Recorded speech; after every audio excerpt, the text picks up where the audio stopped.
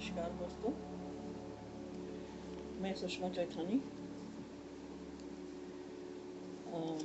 आप सब लोगों को कहानी, कविता, गज़लें पढ़ के सुनाया करती हूँ, क्योंकि ये मेरा शौक भी है और इसलिए पढ़कर सुनाने में मुझे अच्छा भी लगता है। उम्मीद है कि आप सबको भी अच्छा लगेगा। अच्छा लगे तो लाइक करें और कमेंट करें। आज की कहानी मैं सुनाने जा रही हूँ आपको श्याम जय सिंघानी जी की। हदे सरहदें।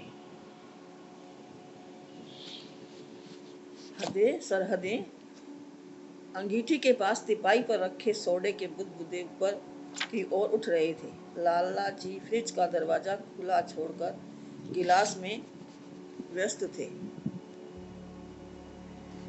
महेश उनके पास बैठा था। अंगीठी की फैली गर्माहट में अचानक ठंडी हवा का झोंका पाकर ये थोड़ा चौंका और उठकर फ्रिज का दरवाजा बंद किया। कमरे में फैली शांति को रुक रुक कर लाला जी के गिलास में से घूंट भरने से भंग करना, घड़ी की टिक टिक और साथ साथ पंजे आगे रखकर दरवाजे से सटकर बैठे लाला जी के कुत्ते के फेफड़ों का संकुचाना और फुलाना और उसके दरवाजे को बोल्ट का हिलना और चौखट से टकराना। महेश शांत मुद्रा में बैठा था। लाला जी के पास होने पर भी न तो लाला जी की ओर देख रहा था और न ही उसके बारे में कुछ सोच रहा था। लाला जी की टंकी जब आवश्यक स्तर पर भर चुकी, उन्होंने गिलास की पारदर्शिता में से आर पार महेश की ओर देखते हुए कहा, महेश, देखो महेश, तुम हमारे पास साल भर से 2-3 बार ही मुश्किल से आते हो, फिर भी इतना तो अवश्य जानते होंगे कि इस तरह की पुरसकून आज़ादी मुझे कुलदीप की माँ की गैर मौजूदगी में ही मिल सकती है, वरना मैं मानवीय बेबसी की लाइलाज मानकर चुपचाप जलता रहता हूँ। कुलदीप किचन में व्यस्त होते हुए भी लाला जी का हर शब्द कान पर धर रही थी। उसकी माँ किसी नज़दीकी रिश्तेदार की मृत्यु के कारण ग्वालियर गई हुई थी। लाला जी ने चरण सिंह को शहर भेजकर भुना हुआ तीतर मंगवाया था। कुलदीप को मालूम था लाला जी पर घर धीरे धीरे खुमारी चढ़ती जाएगी।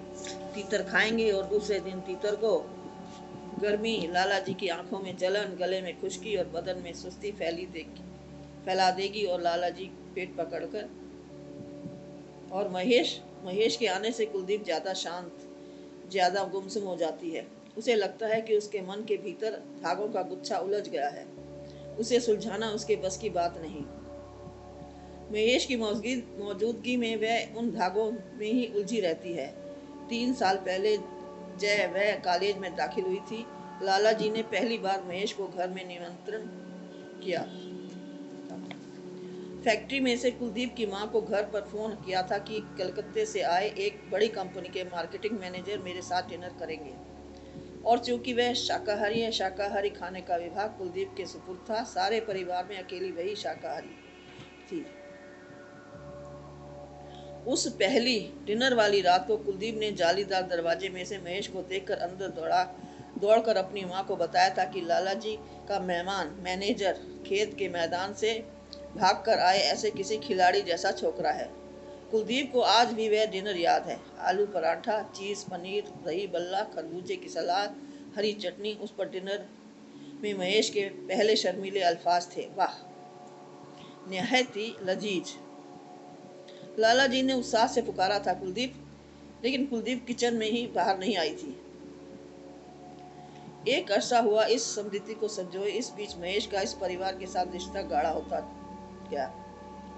फिर भी महेश के पास स्वाभाविक संकोच था और कुलदीप के पास अंदर की गहरी शांति। महेश अपनी कंपनी के बिजनेस ट्रिप के सिलसिले में साल में 3-4 बार उसके पास जरूर आता था। उसका बंगला शहर से काफी दूर था। उसके बावजूद महेश एक बार लाला जी के घर खाना जरूर खाता था। कुलदीप, महिंदर किधर है? पापा, महिंदर अपने लुधियाने वाले दोस्त के साथ कार लेकर गया हुआ, कहीं गया है, कुछ कहकर नहीं गया। लाला जी के कुछ समय पहले गिलास उठाते रखते मजबूत हाथ अब रह रहकर कांप से रहे थे। महेश आंखों में से एक ऐसी मुस्कुराहट समेट कर बैठा था, जिसमें न तो किसी का गुणगान था और न ही मखौल न मजाक, बल्कि वह इस क्षण की महिमा का समर्पित एक निजी एहसास था। लाला जी की खुमारी भरा आलाप झरने की तरह प्रवाहित था। बाहर बाहर बरामदे में लाला जी का एक छोटा बेटा गौतम बाहों में हवाई बंदूक थामे आराम कुर्सी पर बेखबर सो रहा था। शाम को ढलते सूरज के अंधेरे में उसने एक लाल पक्षी को पीपल के पेड़ पर आते देखा था। उसकी हवाई बंदूक लेकर जब वह निशाना साधने के लिए उस पेड़ के नीचे पहुंचा तो पक्षी गुम हो देखा। बस गौतम परेशान हो गया। आसमान का फैलता सुरमई रंग गहरा होता गया। गौतम को आराम कुर्सी पर बैठकर किसी चमत्कार की प्रतीक्षा करते करते नींद आ गई। जब कुलदीप ने टेबल पर गर्मा गर्म खाना परोसा, महेश ने उससे पूछा, गौतम ने खाना खाया?